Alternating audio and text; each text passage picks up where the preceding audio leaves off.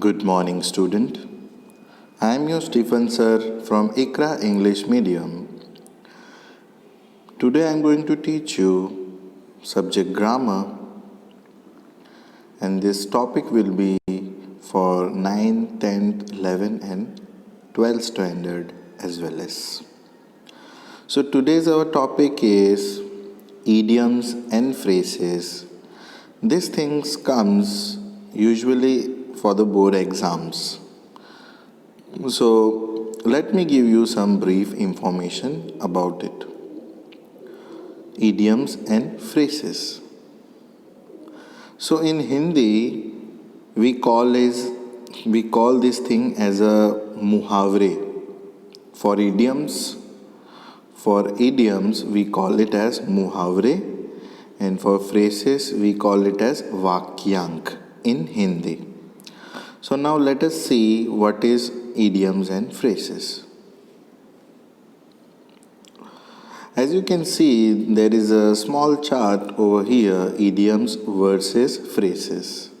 In the green part you can see it is idioms, and in the blue color you can see it is a phrases. So what is difference between both of these? Let us check it out. Idioms have a fixed meaning. Phrases do not often have fixed meaning. In this, it is trying to say that मुहावरे, जो मुहावरे होते हैं, उसका एक fixed मतलब होता है. Phrases do not have a fixed meaning. Phrases जो होता है उसका fixed कोई भी meaning यानी कि कोई भी मतलब नहीं होता है. Idioms का कोई ना कोई मतलब होता है, but phrases का कोई भी मतलब नहीं होता है.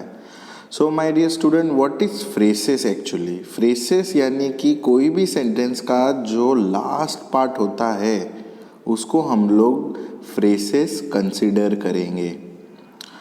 Moving on, second point, meaning cannot be understood by looking at separate words.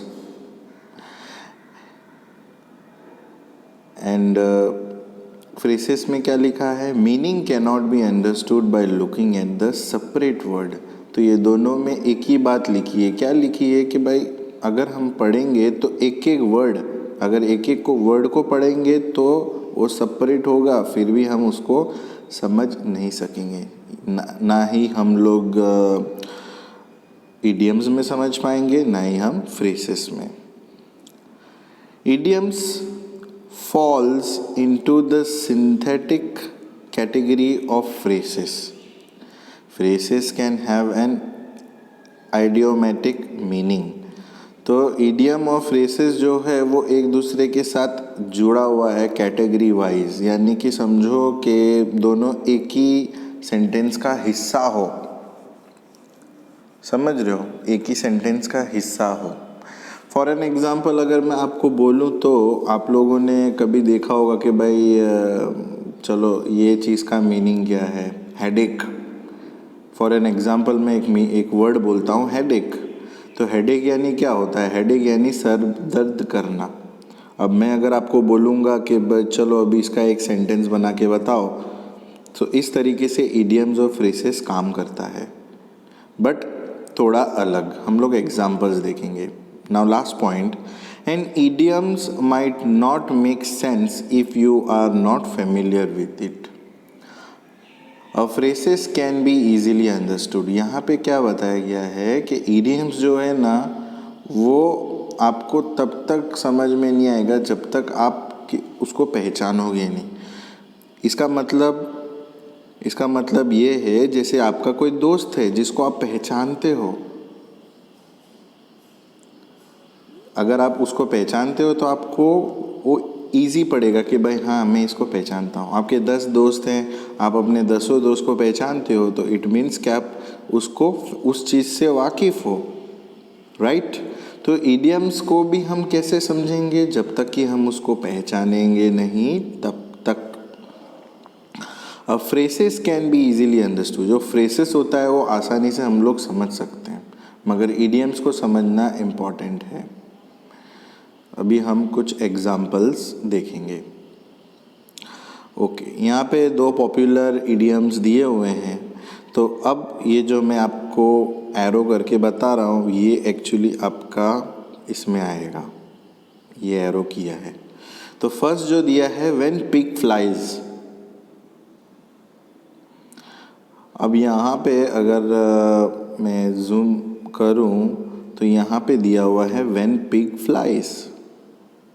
ये जो है आप लोग अगर देखोगे तो व्हेन पिग फ्लाइज यानी कि जब सूअर उड़ता है। अब पिग फ्लाइज का मतलब जो है यहाँ पे कुछ अलग दिया है, एग्जाम में भी आपको ऐसे ही दिया होगा व्हेन पिग फ्लाइज। बट जैसे कि मैंने आपको बोला इडियम से कुछ समझ में नहीं आता। अगर हम लोग एक एक वर्ड को भी बारीकी से समझेंगे, एक एक वर्ड को भी अलग अलग लेके समझेंगे तो भी अपने को कन्फ्यूजन होगा। तो हमें क्या समझना है इससे कि ये हमें इशारा दे रहा है, मतलब ये बोल कुछ रहा है मगर ये कुछ और हमें जो समझना है। जैसे कि हम लोग बोलते हैं ना ताना मारना, ताना मारते हैं, वैसे ही। फॉर एन एग्जाम्पल यहाँ पे इसका मीनिंग लिटरली यहाँ पे नीचे दिया है। व्हेन पिग फ्लाइज का मतलब क्या होता है? Something that will never happen. When pig flies का मतलब क्या है? ऐसी चीज़ जो कभी भी नहीं हो सकती है। यानी कि सूअर जो है उसके पंख हो सकते हैं, नहीं हो सकते हैं। यानी कि अगर आपको किसी को बोलना है, जैसे कि फॉर एन एग्जांपल हम लोग को किसी को बोलना है, जैसे कि कोई बहुत लंबी लंबी फेंक रहा हो और अगर हमें बोलना है कि भाई ये जो है ये ज़्यादा फेंक रहा है, तो हमको ऐसा नहीं बोलना है कि ये फेंक रहा है। हम ऐसा बोल सकते हैं व्हेन पिग फ्लाइज। क्या बोल सकते हैं? व्हेन पिग फ्लाइज, ताकि उसको भी पता ना चले और आपने अपनी बात भी बोल दी हो। Okay, so when pig flies का मीनिंग क्या है? Something that will never happen. और यहाँ पे दूसरा जो दिया हुआ है let the cat out of the bag, यानी कि आने दो बिल्ली को बैग के अंदर से बाहर, या बैग के अंदर से बाहर आने दो बिल्ली को। इसका मतलब क्या है कि रिवील द सीक्रेट। यानी कि कोई अपने राज खोल रहा हो तो हम लोग बोलते हैं रिवील द सीक्रेट। अगर मुहावरे के स्टाइल से बोलना हो, मुहावरे यानी कि अगर मुहावरे के स्टाइल से बोलना हो तो अगर हमको ये नहीं बोलना हो द रिवील द सीक्रेट, तो हम लोग ऐसा बोल सकते कि let the cat out of the bag. इसका मतलब भी वही होता है कि भाई चलो तुम अपना सीक्रेट बताओ। नेक्स्ट, अब यहाँ पे कुछ इंटरेस्टिंग दिया हुआ है, जैसे कि मैं फर्स्ट रीड कर रहा हूँ, ये पहला वाला। इसमें दिया हुआ है cat got your tongue. Cat got your tongue यानी कि बिल्ली ने आपकी ज़ुबान पकड़ ली। अगर समझो कि तुम्हारी ज़ुबान कोई पकड़ लेता है तो क्या तुम बोल पाओगे? बोलती बंद हो जाएगी। तो कैट गॉट योर टंग यानी कि बिल्ली ने ज़ुबान पकड़ ली, इसका मतलब है कि तुम बोल नहीं सकते हो। तो इडियम्स कुछ इस तरीके से है, कैट गॉट योर टंग यानी कि नहीं बोल सकना। उसके बाद में नेक्स्ट यहाँ पे दिया है snug as a bug in a rug. Snug as a bug in a rug यानी कि बग यानी कि खटमल, दिख रहा है खटमल, और रग यानी कि ये कालीन है, इसको हम लोग रग बोलते हैं। तो snug as a bug, snug मतलब वो चिपक जाना, तो snug as a bug in a rug, इसका मतलब क्या होता है? इसका मतलब होता है वार्म एंड कोजी। यानी कि जैसे कि खटमल जो है वो चिपका हुआ रहता है किसके अंदर, कभी कभी देखते हैं आप लोग बेडशीट में या बेड में चिपका हुआ रहता है, दीवारों में चिपका रहता है। तो इसका मीनिंग क्या होता है? जैसे कि किसी चीज़ से चिपक जाना, एकदम चिपका हुआ होना, वार्म एंड कोजी इसका मतलब है। वार्म एंड कोजी यानी कि भाई जैसे कि कोई है जो बिस्तर में चिपका हुआ है, बिस्तर यानी कि जो गादला है, कंबल है, उसको लपेट के सोया हुआ है। तो किसकी तरह सोया हुआ है? जैसे कि कोई खटमल हो। फिर नेक्स्ट यहाँ पे दिया है go the extra mile. Go the extra mile का मीनिंग है क्या? Make an extra effort. अगर आपको किसी को बोलना है कि भाई और मेहनत करो और आगे बढ़ो और आगे भागो, तो आप उसके बदले इडियम्स का यूज़ कर सकते हैं। यहाँ पे इडियम्स का यूज़ कैसे करोगे? बोल सकते हो आप कि भाई गो एक्स्ट्रा माइल। इसका मतलब क्या होता है? Make an extra effort. फिर यहाँ पे और एक चीज़ दिया है, ये वाला आपने सुना होगा, बटरफ्लाइज इन माई स्टमक, यानी कि पेट में तितलियाँ उड़ना। आप लोग ने ये सुना होगा कि पेट में चूहे कूद रहे हैं, तो वो क्या है जो आप बोलते हो पेट में चूहे कूद रहे हैं, वो भी एक इडियम्स ही है। पेट में बटरफ्लाइज उड़ना, जैसे कि आप ये पिक्चर में देख सकते हो कि ये लेडीज़ है, इसके स्टमक में बटरफ्लाइज उड़ रहे हैं। इसका मतलब क्या होता है? बटरफ्लाइज नहीं उसके पेट में, इसका मतलब ये होता है कि उसको नर्वसनेस फील हो रही है।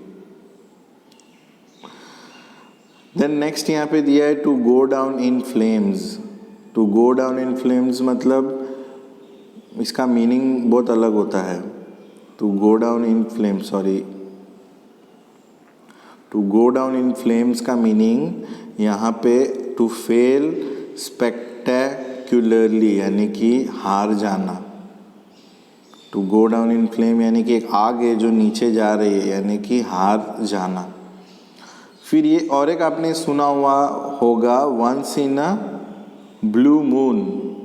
Once in a blue moon यानी कि हम लोग कभी किसी को बोला होगा, यार तू तो दिखता नहीं है, ईद का चांद हो गया है, बहुत कहाँ गायब रहता है पता नहीं। ईद का चांद हम लोग कैसे बोलते हैं?